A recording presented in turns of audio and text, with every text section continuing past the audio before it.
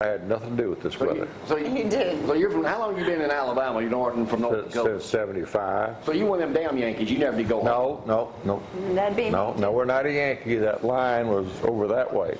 Oh, is it? During that war, yes. All right, you three guys up here aren't up here to imitate the Three Stooges. You're up here to talk about something big coming up. Tell us what it is, Jerry. I know what it is, but everybody else needs to know. Gary Elmore was the first young man from this county, perhaps North Alabama, to die in Vietnam. And he's buried in the Roselawn Cemetery, and he never had what I would say would be a decent monument. And Tink, Haney, and Bill and the Vietnam veterans are raising funds to buy a rock for him. Now, Tink, did you go to school with Gary? Yeah. Now, what is your relationship? What was your relationship with him?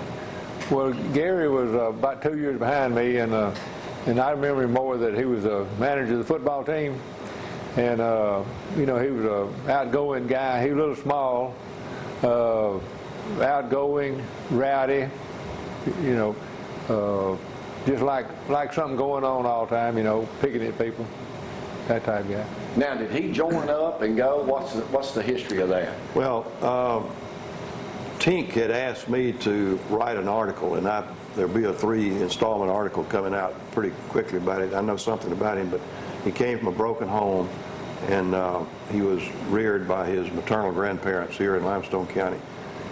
He was drafted, but as I understand, he immediately joined, and he volunteered for the paratroopers. Now, what year are we talking about here? He went to service in '64, and he broke his leg on his last jump down at Fort Benning. And he had the opportunity to stay here, but he chose to go to Vietnam. He went there in September of '65. Okay. And he was in this big battle in November of '65 with the 173rd Airborne Brigade, which was a very famous brigade. And he is a hero if there's ever been one. This guy, Gary Elmore, that the kids call Winky Dink. Winky Dink. Winky Dink. He was a short guy, but he measured up. He went down like Crockett at the Alamo, I can tell you that. There were 18 guys in his squad. All of them were killed, but 3. He was wounded, and they were fighting hand to hand, and the last suicide assault that was made, he caught a bullet in the head. He died November the 8th, sometimes after lunch, 1965. 1965. Yeah. Now, Bill, what do you got now you're a Vietnam vet. Yes, sir. Now, when were you there? Well, I was actually stationed in Vietnam. I was stationed in Udon, Thailand. My responsibility was I had RF-4C aircraft, which we did reconnaissance. And our mission normally, whatever the president directed, we did a lot of presidential directed missions. Now, how are you involved in getting this memorial set up? Well, it started off with Tink last year. I guess around June, Tink asked me, he said, "Do you know where Gary Elmore's buried at?" And embarrassed, I said, "You know, I really don't know, Tink. I don't know anything about Gary Elmore." And he said, "Well, I went to school with him." And that's what started it off. And Tink went to locate where he was buried. And we found out he didn't have no flag, didn't have no headstone. So just in a matter of probably 60 days or so, we raised the money to buy a flagpole. I mean, a good flagpole. And Tink and some of the fellows already got it put up. And in the last 3 weeks or so, I was telling Tink, I said, "You know, we need to get a headstone." And he agreed. He said, "Think we can swing it?" And I said, "Let's go out to the public and let's see if we can't raise the money for this headstone." And we've got a fund at the Regions Bank on Green Street, and they can send their money to the Regions Bank at the Gary Elmore Headstone Fund. And anyhow, we got to get a tombstone out there on this. All right, we'll get back to that in a second. Now, Tink, how did you know where he was buried? How did you track that down? Well, I'm on the burial detail over here in Limestone County. Okay. And we was having a service out there at Roselawn, and I just happened to walk up on it. And I was really surprised. By accident. Oh, Yeah, I was really surprised, you know, it didn't have a headstone. And that's when I approached the BBA. So he was never married, so he didn't have a family? No. As far as we know? No. No, he was young. So basically, he's been forgotten. That's true, that's Basically. true. And we want to, that's what we want to, you know, to put this pole up where we will never be forgotten again. Now, did you know then, when you ran across that he was the first person from Limestone County killed in Vietnam? Yeah, I knew that because I was a member of the local vet, and it's a Gary Elmore chapter, Vietnam Veterans. It was named that by the later 80s. And, you know, of course, I knew him, and I knew the chapter. When I saw the name, well, I knew who it was. was that chapter 511? Pardon? Yes. 511 chapter? Now, how do you research something like that? How do you find out about who the 18 that were, there are only 3 survivors out there? How do you research all of that and find out all this out? Well, there are a lot of documents available.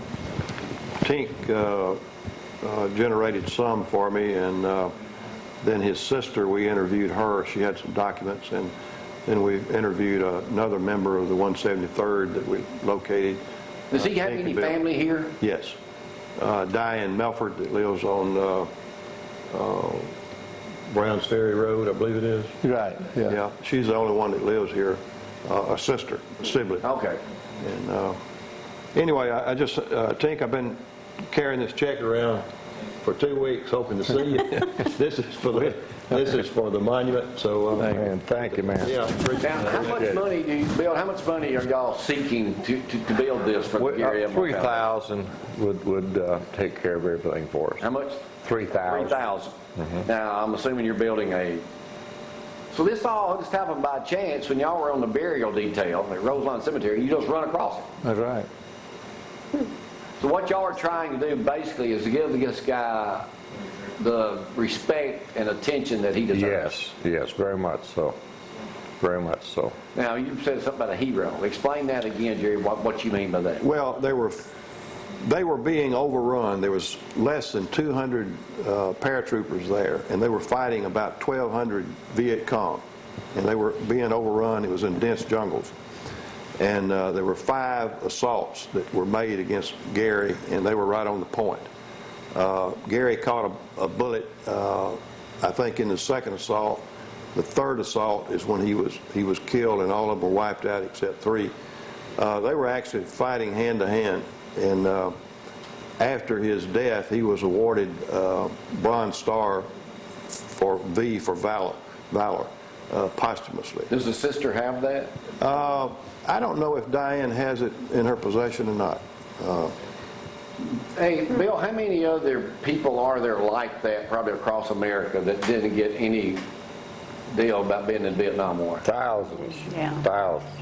I mean, it just, I heard a story from one of our veterans' wives that she was telling me, and it'd be a real interesting story for you to want to do with her one day, but about her brother who was killed in Vietnam, and all the details behind it. It gives you chills.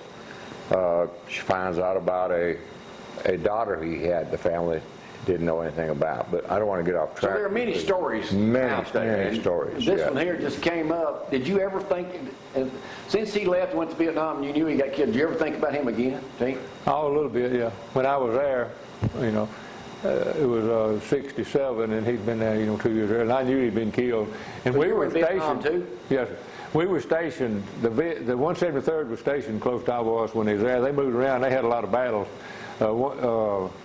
in Vietnam. And one thing is, I think, significant. When 173rd was sent to Vietnam, it was a TDY. It was temporary, 90 days. I mean, they was going to go over there. I mean, they was a strike outfit, and they was going to just kill them all and come back. And that's facts. We miscalculated. And they got over there. They extended that to 180 days, and then they extended it for a year. So, and in that Iron Triangle where they fought this Battle of the Hump, they never did run the VCI there. They had 100 miles of tunnels, in that area. It's an area of, I'd say, 25 miles square of triangle. But anyway, the whole 10 years later, they stayed about 6 years at 173rd, and they never did run the VC out of that area. And it's about 25 miles out of Saigon or something like that. All right, coming up is May 3rd. May the 3rd. May 3rd. What are y'all 10 o'clock gonna in do the that morning. Okay, Tink's got details on that. Well, we're going to have a Will the little monument ceremony. be there? Who? The monument? Yes. Will it be finished? Yeah, we're going to have it installed, hopefully. And we're going to just play we're going to raise the flag, Diane's daughter, and they're going to raise the flag. While they're doing that, playing to the colors, and then we're going to say the pledge, and then we'll play taps and fire 3 volleys. Great. What time is that going to be on May 3rd? 10 o'clock. At 10 o'clock at And we the still need Rosemont to Cemetery. send checks to the Regions Bank? Yes, sir. Gary Elmore Fund. Now, Are you satisfied he's finally getting what he deserves? Right, yeah, I think that's a good deal. And we want the people of Limestone County to do it. You know, we want them to donate, and they'll be a part of it.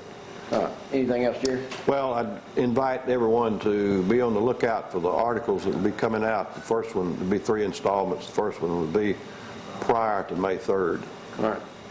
All right, guys. There's- thanks. Oh, there's one other thing, too. Yeah. I want to give, I figured I you want were going out to home or give something. Gloria 2 tickets to the Catfish Fry for the Veterans Museum, April the 25th. And if you want to, Well, you can bring thank Jamie. you. Yeah, okay. Okay, I'll Hey, look thank for y'all it. for coming up. We look forward to being there that day and getting anything else y'all need. We'll start plugging, trying to get more. How short right now are you money-wise for what you need? we still need about 2,000. All right, so we ain't even halfway yet. Yeah. So we need to Third get it to go. going. All right, we'll be pushing that up there. Thank y'all for coming up early this morning. Yeah, thank We got to take a break. We'll come back with Dusty in just a second, talk about Easter services too. Y'all hang on.